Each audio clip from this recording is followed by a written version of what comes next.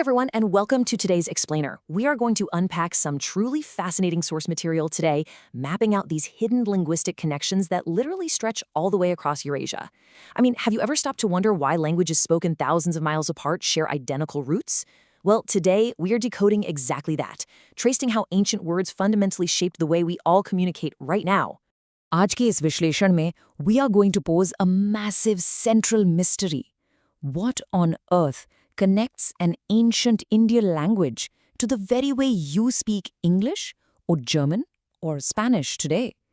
I know it sounds like a gigantic leap, but there are undeniable, everyday etymological clues hiding right in plain sight that will completely change how you view your own vocabulary. Okay, let's dive right into the roadmap for today. First, we'll trace the root word Mao. Then, we'll look at the root so. After that, we uncover the hidden linguistic bridge, map out the nomads, warriors, and kings who carried these words, and finally, we'll wrap up with some mind-blowing Baltic and Eurasian echoes. It's a journey from microscopic syllables to massive global migrations. Starting off with Section 1, tracing the root. Mull. Let's look at a single, super simple syllable that you probably use all the time without realizing its ancient origin. Think about the word mal. In Sanskrit, this root literally translates to bad, impurity, filth, or excreta. In traditional Indian disciplines like yoga and Vedanta, filtering out or removing this impurity is absolutely central to the practice. In Ayurveda, it specifically refers to bodily waste. And even in modern languages spoken all across the Indian subcontinent today, like Hindi, Marathi, Bengali, Punjabi, and Gujarati, mal retains this exact same meaning. If you speak Hindi, you know that phrases referring to the dirt of the mind or the dirt of the skin still heavily rely on this ancient root. It always signifies something that needs to be purified. And this brilliantly illustrates our whole point. Look at how perfectly this ancient concept traveled.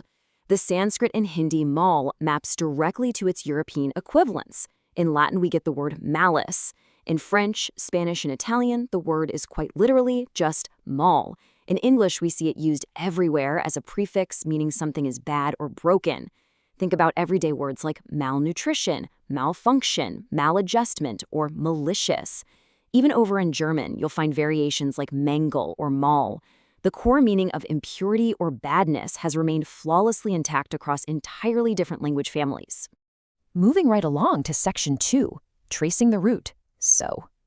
Now, it's one thing for an abstract concept like impurity to spread, but what about the fundamental vocabulary of human survival, like agriculture? Take the Sanskrit root so or su.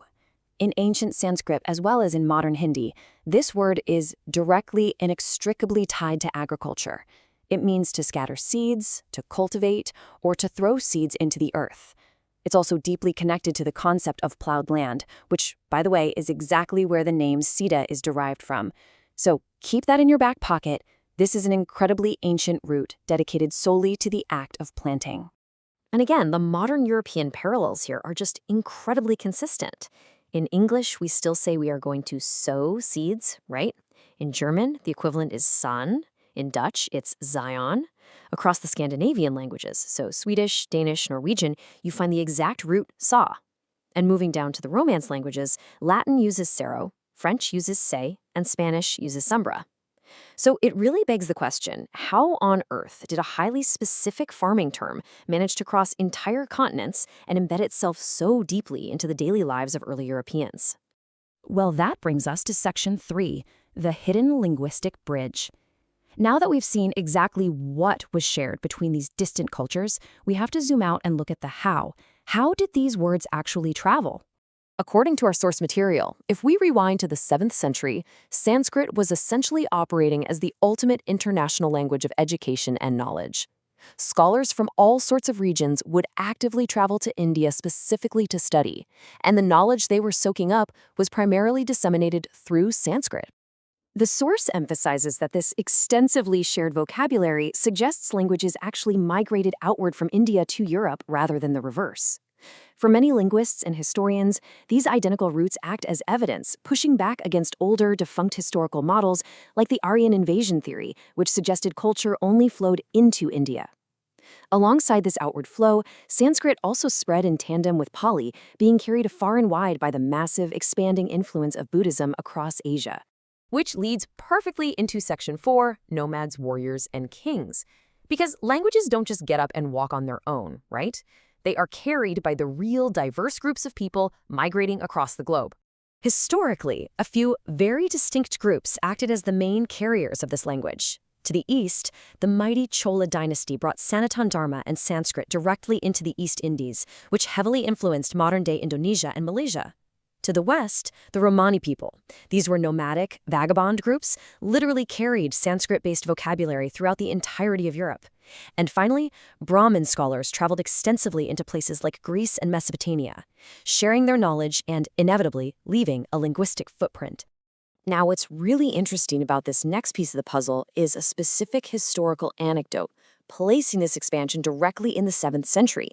During the famous Karbala War, a pivotal conflict between Shia and Sunni factions in Mesopotamia, which is modern-day Iraq, a group known as the Husseini Brahmins were actually present. These Indian warriors fought in the war alongside Ali and the Shia faction. That places Indian scholars and warriors directly in the Middle East during incredibly significant world-shaping historical events. And the cultural echoes of that historical presence might still be visible today. Just look at the fascinating parallel between the Yazidi people who are spread across modern Syria, Iraq, and Iran, and Tamil culture down in India. The Yazidi worship a figure deeply associated with the peacock, which is strikingly similar to how Lord Murugan, or Karthik, is worshipped alongside a peacock in Tamil Nadu.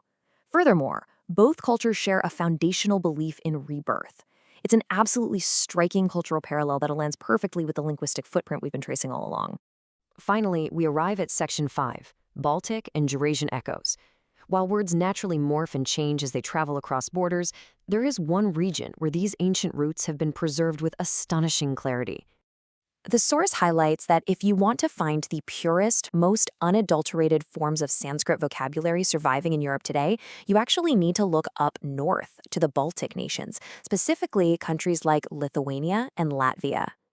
So the crucial point here is just how identical these languages remain after thousands of years. In both the Baltic languages and in pure Sanskrit, the word for guest is exactly the same, atiti. The phrase for the seat of God is identical, tatrisan.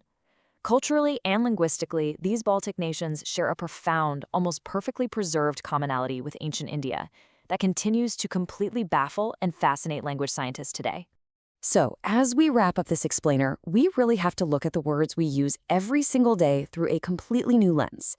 Whether you are frustrated about a malfunction at work or you're out sowing seeds in a spring garden, you are actually participating in an unbroken chain of human communication that stretches back thousands of years and across massive continents.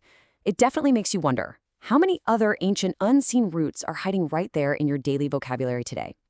Keep learning, keep questioning, and thank you so much for joining me for this analysis.